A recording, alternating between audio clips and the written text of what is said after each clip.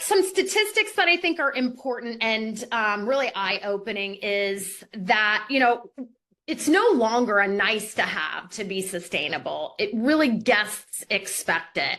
So 78% of guests want to have a positive impact on the communities they visit. 75% want to travel more sustainably over the next 12 months. 65% feel better about staying in a particular accommodation that has a sustainable certification or label. 67% feel that witnessing sustainable practices while traveling inspires them to be more sustainable in their everyday life.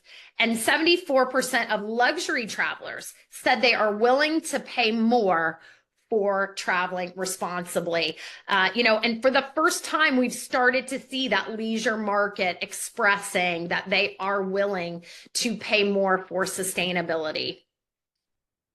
So from trend to global standard, we are seeing not only legacy brands, but more and more emerging brands that are building sustainability into not only their DNA, but their unique value proposition. How are you staying relevant in a really competitive landscape?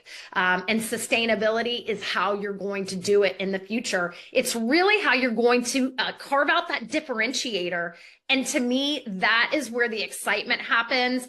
That is where your teams get excited and creative, and you really see that magic happening. And so it really goes from a competitive advantage, because we want the whole industry to be sustainable, but a differentiator. So you can really align with those guests that feel drawn to your brand. So for SCP Hotels is a newer brand that we're seeing out there. Six Senses, they are really a pioneer, and we're just seeing them emerge into the US market. Traditionally, they've been more in East Asia. Iberostar. Beyond Green was just recently bought by Preferred Hotels, and that is a truly sustainable line of hotels. Fairmont has always led the way. This one is really exciting. IHG just recently released their low carbon Pioneer Hotel collection. And then Treehouse Hotels, which is owned by Starwood. Just a few of many of the brands that we're seeing.